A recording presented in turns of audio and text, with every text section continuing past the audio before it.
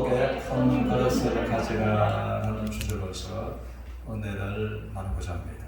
본문 말씀도 우리 믿음을 합독하겠습니다. 나는 너를 애굽 땅에서 인도하여 낸 여호와 내 하나님이니 내 입을 크게 열라 내가 채우리라 하였으나. 아멘. 그러면 하나님께서는 약속하시기를 내 입을 크게 열라 내가 채우리라 하고 말씀하신 하나님은 또 에레미야서를 통해서 너는 내게 부르짖으라 나는 네게 응답하겠고 네가 알지 못하는 크고 비밀한 일들을 내가 너에게 보여주리라 라고 말씀하신 그 하나님의 능력을 경험하는 모두가 되시기를 주님의 이름으로 축원합니다. 이 본문의 말씀은 두 내용으로 되어 있는데 1절에서 4절은 큰 은혜를 베푸신 하나님을 찬양하는 내용입니다. 또 5절에서 16절은 이스라엘이 그러하지만은 하나님을 늘 거역하고 불순종했다. 그러므로 너희들은 이스라엘처럼 불순종하지 말라라는 것을 교훈으로 또 권면해주고 있다라고 하는 것입니다. 그래서 81편 1절은 하나님의 말씀하시기를 야곱의 하나님을 즐거이 노래할지어다. 그러면 하나님께서는 야곱의 하나님을 찬양하고 즐겁게 하나님을 노래하라라고 하는 것입니다. 그래서 이 야곱의 이름을 하나님께서 많은 훈련과 믿음의 삶을 살게 하시고 이스라엘로 바꾸어 주셨습니다. 그러나 이스라엘의 이름은 참 영광스러운 이름이 되지만 야곱의 이름은 참 부끄러운 이름입니다. 그래서 야곱의 이름의 뜻은 속이는 자다라고 하는 뜻입니다. 그래서 야곱이 하나님의 사람으로서 부름을 입었지만 늘 속이는 삶을 살아왔던 허물이 많았던 것이 야곱이었다고 하는 것입니다. 그러면 하나님께서 야곱의 하나님을 즐겁게 찬양할지어다 라고 하는 것은 그 야곱을 전혀 부담스러워하지 아니하시고 야곱을 예전에 사랑하시고 야곱에게 은혜와 은총을 부어주시기를 원하시는 하나님의 사랑이셨다라는 것입니다. 그러므로 하나님은 야곱에 관해서 야곱아 지렁이 같은 야곱아라고서 이사야서를 통해서 말씀하셨습니다. 또 벌레 같은 너 야곱아라고서 말씀을 하셨습니다. 그러면 여러분들은 벌레를 볼 때 어떤 생각이 드나요? 지렁이가 발 앞에서 꿈틀거려 갈 때에 어떤 생각을 하게 되시나요? 그것처럼 하나님 앞에 야곱의 모습은 버러지 같고 지렁이와 같습니다. 그렇지만 야곱아 내가 너를 사랑으로 품고 내가 너를 붙들어주고 내가 너를 반드시 복주리라 라고 말씀하신 하나님의 마음과 사랑이시다라고 하는 것입니다. 그러므로 야곱이 지렁이 같은 버러지 같은 허물 많은 삶을 살 때에 믿음의 사람으로서 믿음의 삶을 살아갈 수 있도록 하는 그 연약함을 도우셔서 복을 주신 하나님. 그래서 하나님께서는 민수기에서 23장 19절에서는 이렇게 말씀하십니다. 우리 같이 보겠습니다. 민수기 23장 19절 하나님은 사람이 아니시니 거짓말하지 아니하시고 인생이 아니시니 후회가 없으시도다. 어찌 그 말씀하신 바를 행하지 아니하시며 하신 말씀을 실행치 아니하시며 21절도 야곱의 허물을 보지 아니하시며 이스라엘의 반역을 보지 아니하시며 여호와 그들의 하나님이 그들과 함께 계시니.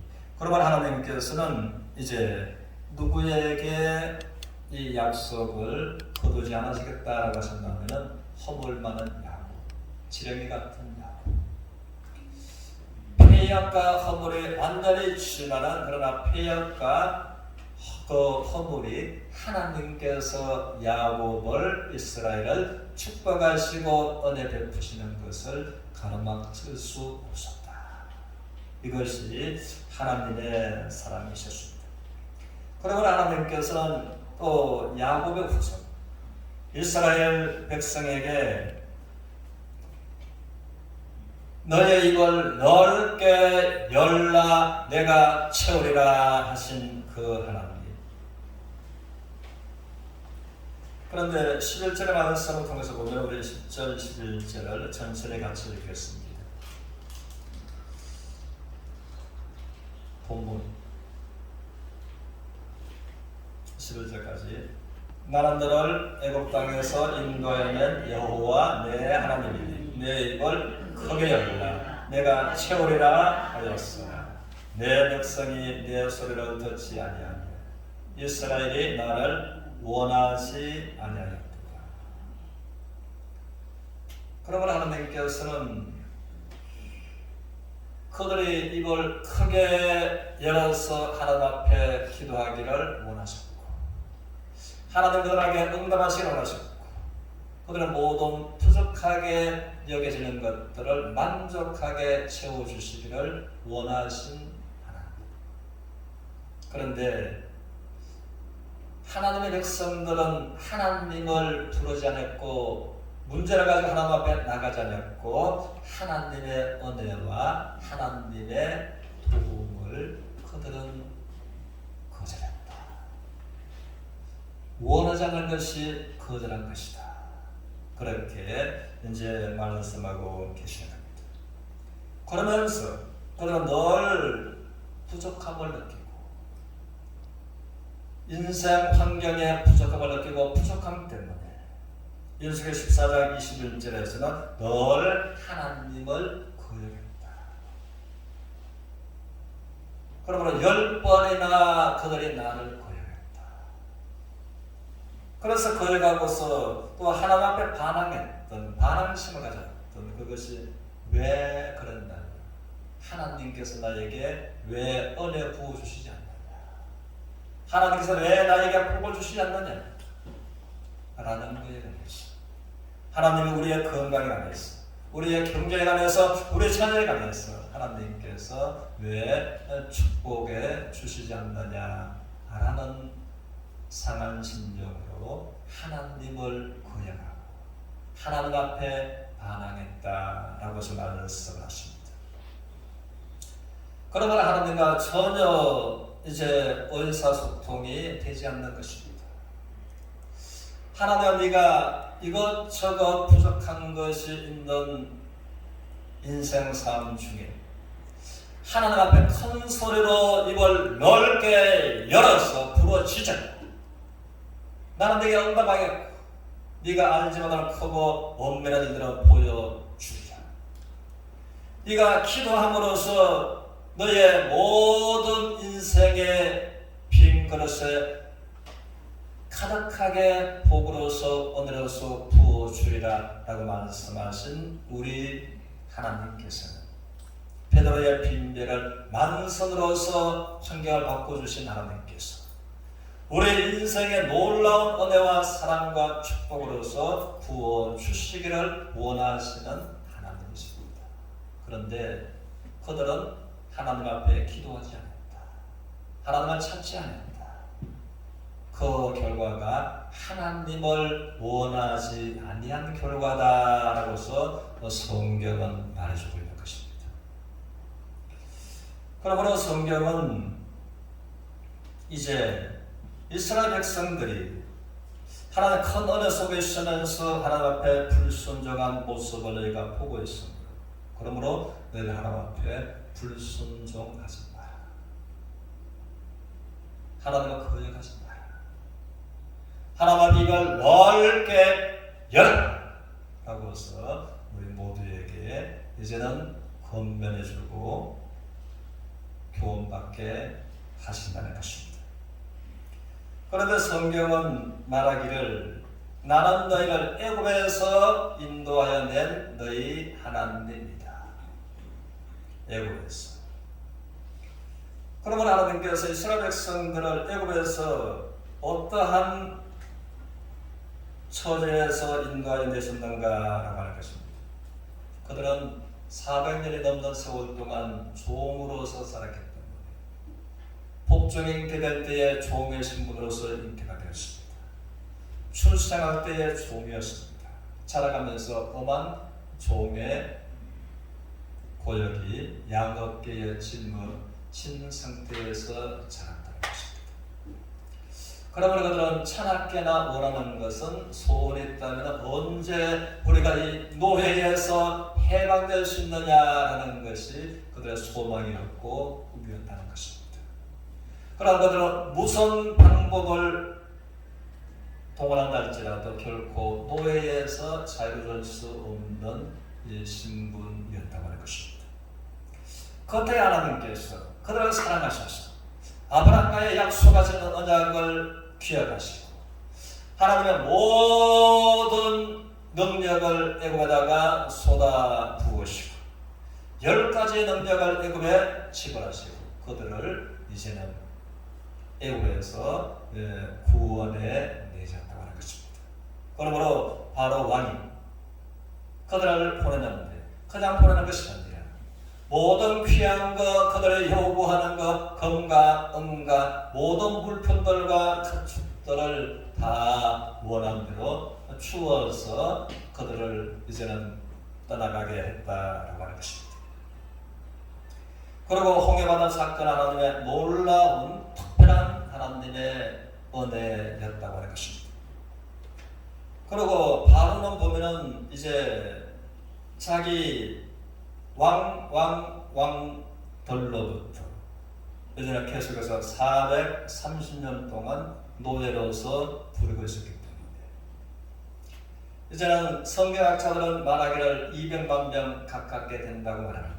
유아부터 노예까지.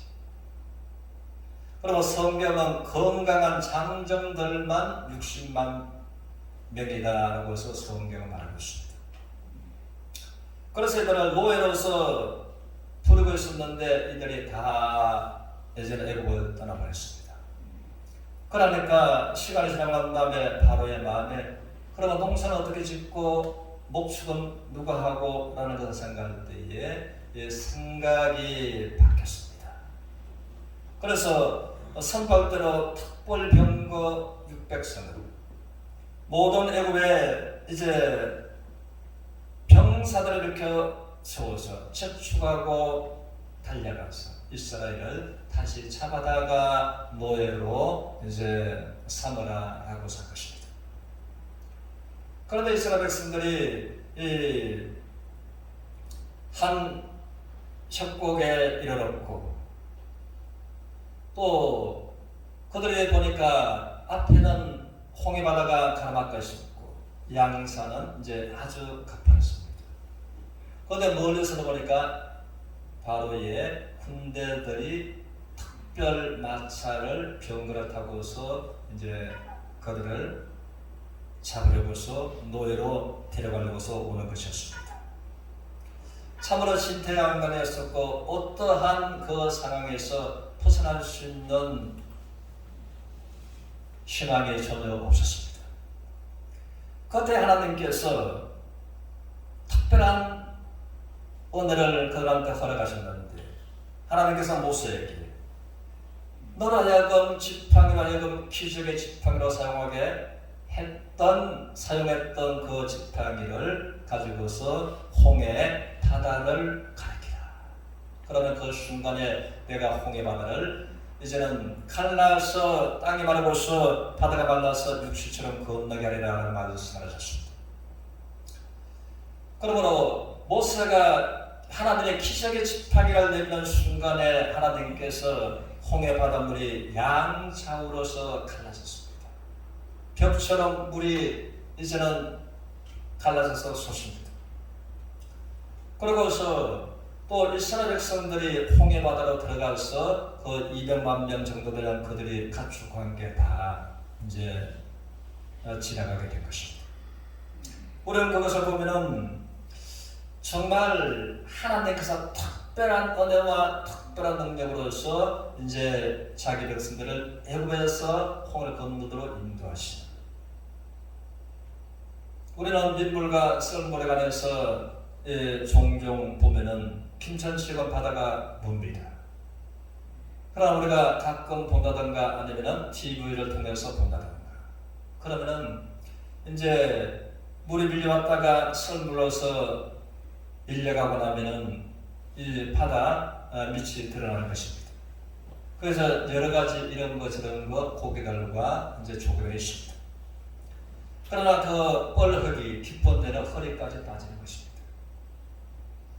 결코 물이 양차로서 갈라졌다 할지라도 걸어갈 수가 없는 것이 바다 밑바닥입니다. 그러나 하나님께서 물을 갈라져서 양벽처럼 쌓이게 하소서뿐만 아니라 이 바다 밑바닥이 이 마른 땅이 되도록 하셨다는 것입니다. 그러면 겉으로 강한 바람이 불었다면 이제는 그곳에는 사람도 날아갈 것이고 가축도 날아갈 것이고 아무것도 서 있을 수 없다는 것입니다. 그런데 어린아이들 하나까지 이 가축 작은 새끼 한 마리까지 전혀 강풍에 피해가 없도록 하시고 바닷물이 양벽으로 쌓이게 하시고 바다 밑바닥은 마른 땅에 대해서 건너게 하신 것이 하나님만이 하실 수 있는 특별한 은혜와 특별한 능력이었다라고 하는 것입니다. 그리고 이제 밤이 되었습니다. 그렇게 밤이 됐을 때 하나님께서 이스라엘 백성들이 나갈 수 있도록 앞에는 하나님께서 밝음의 빛으로서 이제 인도해 주셨습니다. 그러니까 애굽의 바로의 군사들은 이제 마차를 동원해서 거기에 달려들어왔습니다. 달려들어오니까 하나님께서 이제 반대로 애굽 군병들이 오는 곳에는 흑암이 짙다. 그래서 캄캄해서 어디가 길인지 알지 못해서 갈 수 없도록 하셨다는 것입니다. 그렇게 어두운 가운데 빛을 바라보면서 그 조심조심 이스라엘을 추격하면서 마침내 바다로 다 들어왔을 때에 하나님께서는 이스라엘 백성들이 가도록 계속해서 길을 열어놓으시고 바다를 육지상을 건너게 하시고 애굽의 병사들이 다 들어왔을 때에 뒤에서는 물이 합치게 하셨다는 것입니다. 그래서 한 사람도 남김없이 바로 왕과 더불어 이제 모두가 애굽 사람들이 물에 빠져 죽었다고 하는 것입니다. 그래서 그 다음 날 이제 홍해바다 건너편까지 시체가 밀려온 애굽 사람들의 죽은 시체를 보았더라라고 성경은 말해주고 있습니다. 그리고 우리가 아는 대로 애굽은 미려법이 아주 뛰어난 나라입니다. 그러므로 지금도 애굽의 역대 왕들을 미라로 해서 잘 보존하고 있다고 합니다. 그 중에 한 왕은 그 물에 빠져 죽었어. 피부가 부풀고 오그라지고 물고기들이 이제 얼굴을 이를 뜯어먹고 저를 뜯어먹고 흉측한 모습 그대로 미라가 되어 있는 그가 이제 출애굽기에 홍해바다 사건 그때에 함께 물에 빠져 죽었는 바로 왕이라고 할 것입니다. 그래서 이제 성경의 이 사실을 애굽의 역사도 미라가 그것을 이제 말해주고 있다는 것입니다. 그러면 하나님께서 이스라엘 백성들에게 이제 말씀하시기를 나는 너희를 애굽에서 인도하여 낸 너희 하나님이다. 나는 야곱의 하나님이다. 야곱의 덕들 허물이 많았다. 너희가 애굽에 있을 때, 종으로 있을 때, 노예로 있을 때 내가 어떠한 사랑과 은혜와 권능으로 너희를 구원했나. 그러므로 내가 그 하나님입니다. 너희는 너희 입을 넓게 열어라 내가 채우리라 말씀하신 하나님.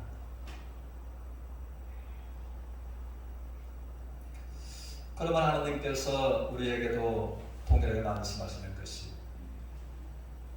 너는 축복의 큰 그릇을 가지라. 내가 채우리라 하신 하나님 앞에 우리가 어떻게 축복의 큰 그릇을 가지고 어떻게 하나님께서 채우시는 채움을 우리가 경험할 것인가 하는 것입니다.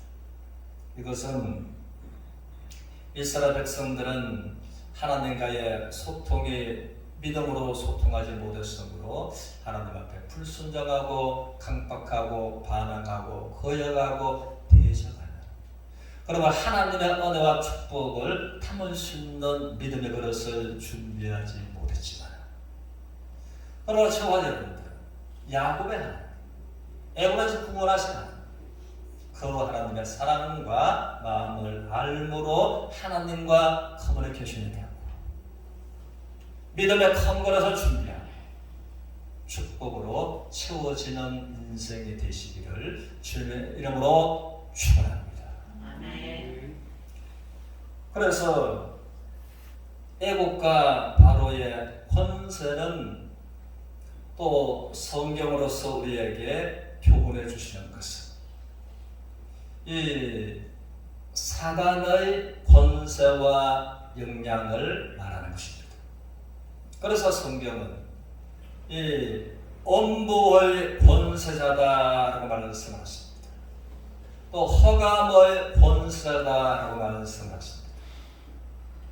그래서 고린도서 1장 14절 이하를 통해서는 하나님께서 우리가 결코 엄부의 권세에서 허감의 권세에서 우리가 자유로워질 수 없는, 우리가 스스로 벗어날 수 없는 이스라엘 백성들이 애국의 노예에서 방백이를 꿈에도 소원으로서 생각했다 할지라도 스스로 벗어날 수가 없었던 거죠. 엄부의 권세에서 결코 자유로울 수 없었던 우리를 하나님의 특별한 은혜와 능력으로 우리를 하나님께서 허감의 권세에서 건져내서 하나님의 사랑의 아들의 나라로 옮기셨습니다. 그 아들 안에서 우리가 속량 곧 죄사함을 받았도다라고 말씀하시는 것입니다. 그러면 하나님께서 우리를 허감의 권세, 엄보의 권세에서 건져내십니다. 그때 너희는 하나님 앞에 큰 죄인이었었다. 죄로 말미암아 하나님과 원수가 되었었다. 그렇지만 하나님께서 너희를 사랑하시는 그 크신 사랑을 독생자 예수 그리스도를 십자가에 내어주심으로 너희가 향하신 하나님의 사랑을 확정하셨다라고서 이제 말씀을 하십니다. 그러면 하나님께서 예수 그리스도 안에서 우리가 구속과 속량을 받았습니다. 이제 너희 하나님 앞에 원수가 아니고 하나님 앞에 죄인도 아니고 이제는 너희는 하나님 앞에 하나님의 은총과 사랑받는 하나님의 자녀다. 그러므로 어찌하여 모든 것을 너희에게 은혜로 주시지 않겠느냐라고서 로마서 8장 32절에서 말씀하고 이제 계시는 겁니다. 그러므로 우리 주님은 말씀하시기를 너희가 찾아라. 그럼 내가 찾게 도와줄 것이고 네가 구하라. 그럼 네가 얻도록 내가 해줄 것이고 네가 두드리라. 그러면 너 인생 문을 가로막고 있는 막혀있는 문을 내가 열어주리라. 그러므로 찾는 자가 찾을 것이요 구하는 자가 얻을 것이요 문을 두드리는 자가 열림을 받으리라 라고 말씀하신 그 말씀처럼, 그러므로 이제 본문의 말씀을 통해서 우리가 야곱처럼 허물이 많은 삶을 살아왔을지라도 그것이 하나님 앞에 아름답지 않지만 야곱의 허물 많은 삶을 믿음으로 살아갈 수 있도록 도와주시고 그 허물과 패역을 인하여 하나님께서 축복을 안 하시는 것이 아니라 축복해 주시고 마침내 하나님께서 야곱의 허물에서 또 자기 중심에서 벗어났어 하나님과 믿음으로 괴로운 사람이다 라고 하는 이스라엘로 바꾸어 주신 거죠. 우리의 허물과 우리의 연약함을 외면하지 아니하시고 부담스럽게 여기지 아니하시고 믿음으로써 살아가도록 도와주시고 우리에게 은혜를 당하시고 복을 주시기를 원하시는 우리 하나님의 마음을 알고 우리가 흑암의 권세에서 건져내시고 교훈받는 것이 애국, 바로의 권세, 흑암의 권세, 사단의 영역에서 우리를 건져내서 하나님의 사랑의 아들 나라로 옮겨주시고 이 하나님의 사랑 안에서 우리가 입을 넓게 열고 믿음의 그릇에 하나님의 사랑을, 축복을, 능력을 채우시는 하나님을 경험하는 서로가 되시기를 주님의 이름으로 축원합니다.